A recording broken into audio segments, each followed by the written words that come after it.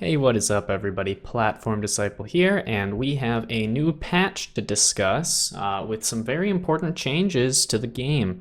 I think one change that is definitely important as far as game health goes is there are now daily missions similar to Hearthstone or other games that tell you to perform specific tasks, and when they are completed, you get a IP reward.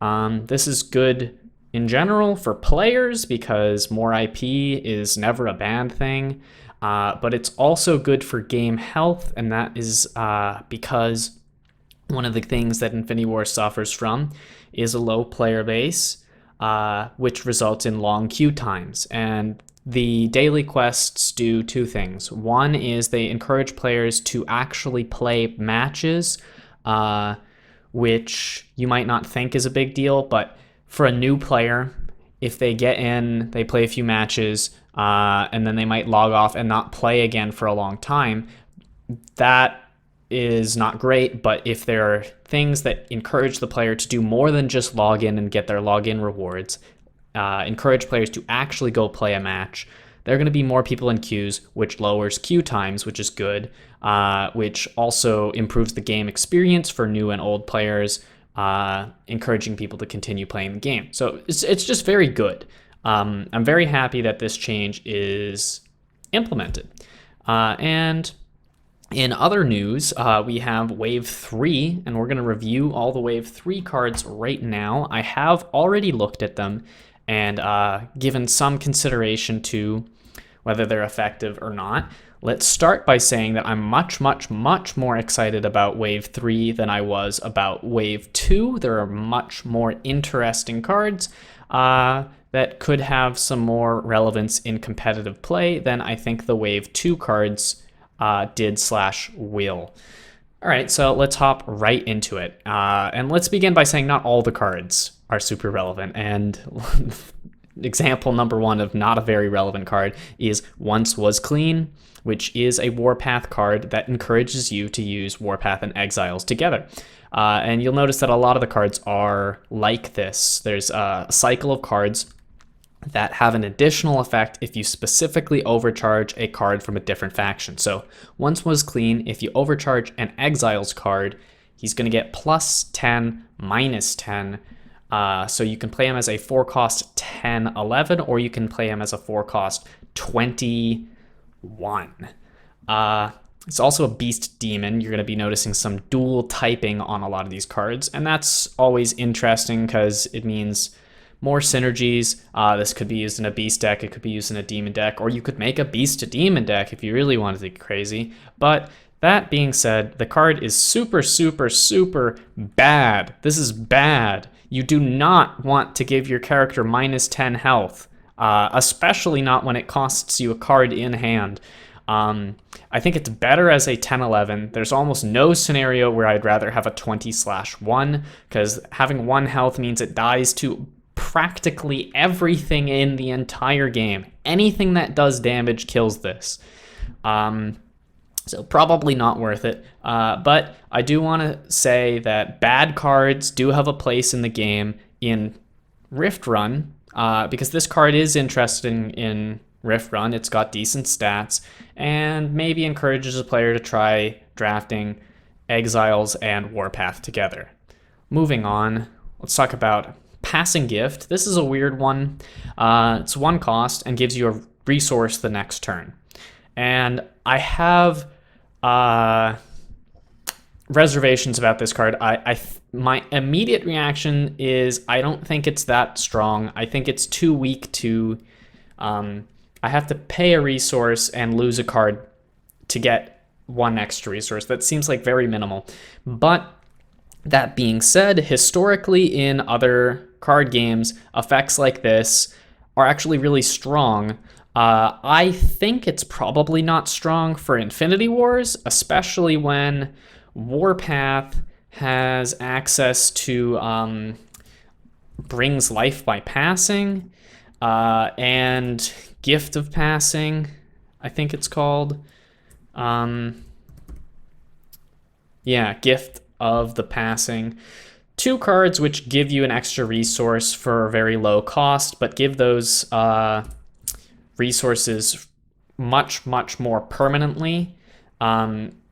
That being said, it's worth noting that Passing Gift is 1 purity if you compare it to Gift of the Passing, and it's also 1 less cost than Brings Life by Passing, so that it has that.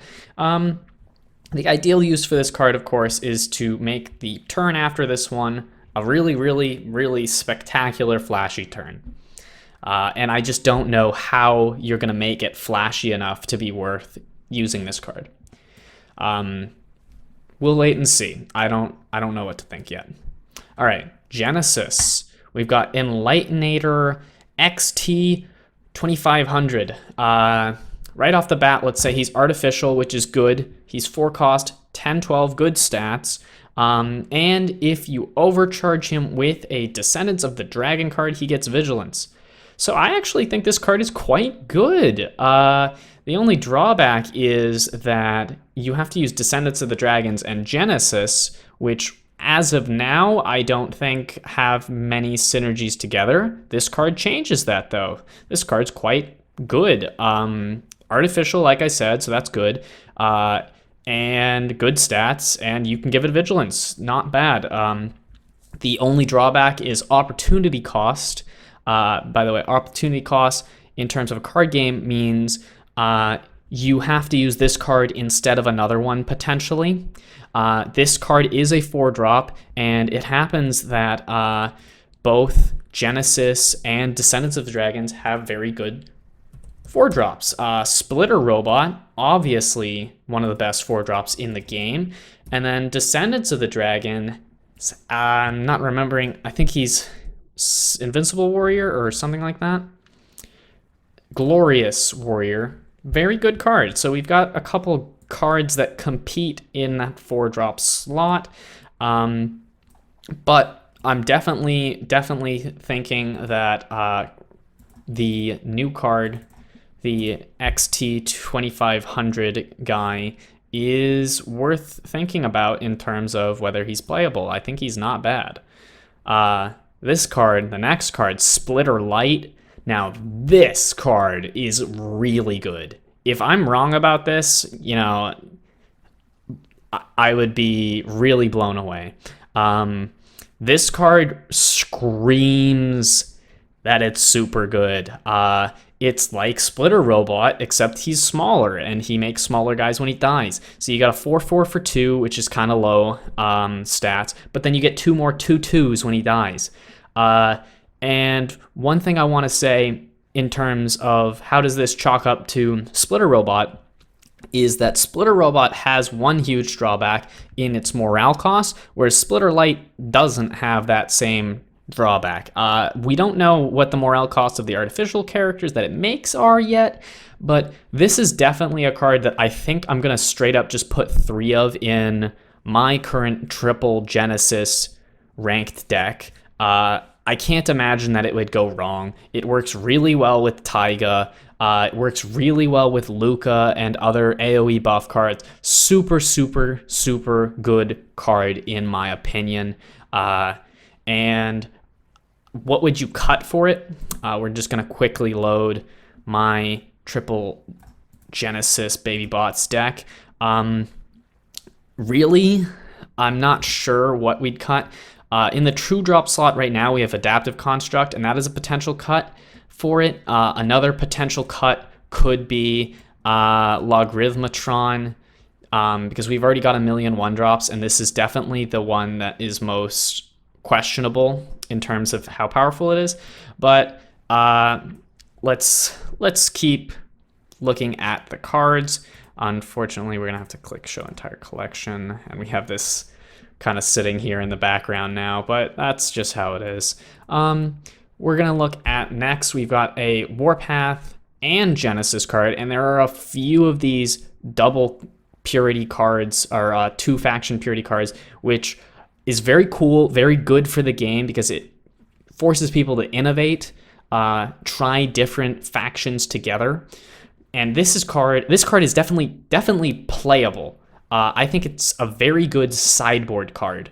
Not so great in the main deck. So it's 3 costs, and you take control of a character with power greater than or equal to 20. And the reason why it's Dragon Caller is all the dragons in the game, to the best of my knowledge, have at least 20 power.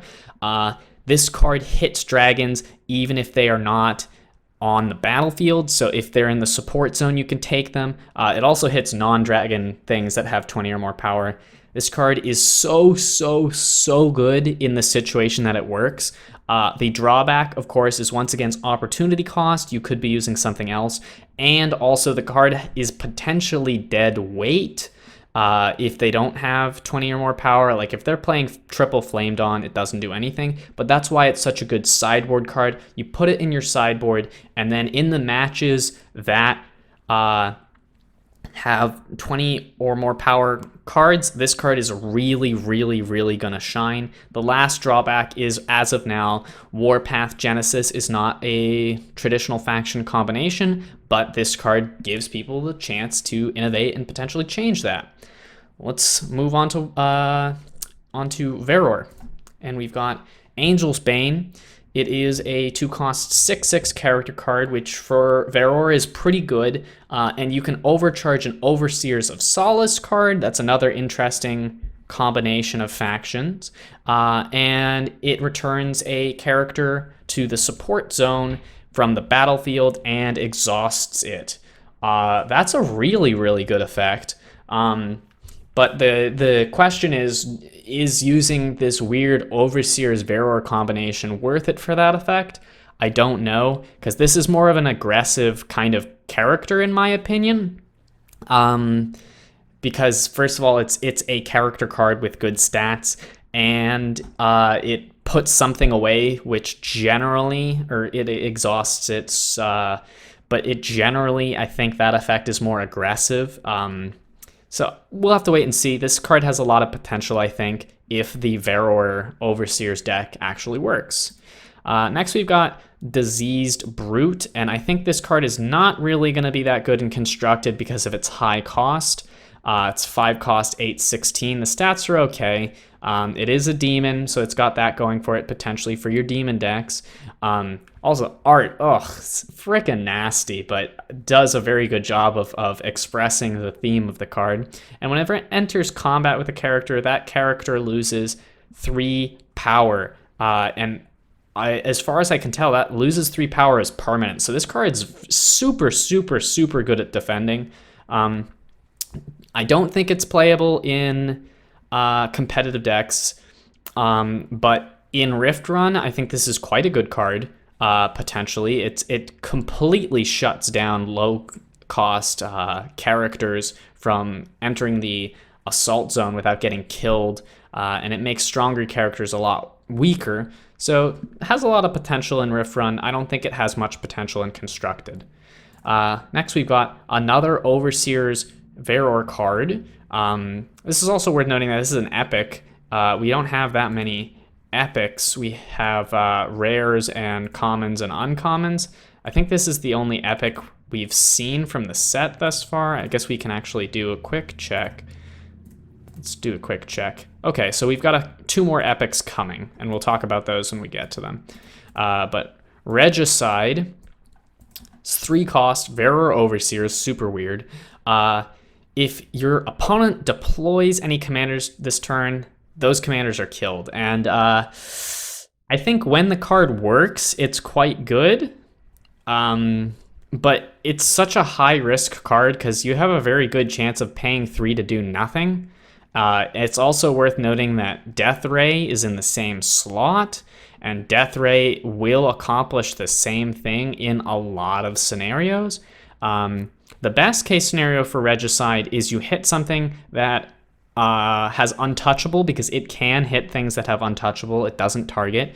It's also worth noting that it can hit more than one commander at once if they deploy more than one at once. So I think the card has some potential. It's definitely not a replacement for Death Ray, that's for sure. Maybe a sideboard card. It's interesting at least. We'll give it that. Next, we've got Cowardly Recruit, 1 cost 7/4. He's got 1 morale cost, which is worth throwing out there. That's pretty good. He cannot attack alone. I think this card is super insanely good. I think this card's great because Inflamed On, how often are you really attacking with one character? And I think the answer is almost never. And he's got 7 power, so that's great. I think it's a straight upgrade to, I think it's Flamed On Footman. We're going to quickly check that.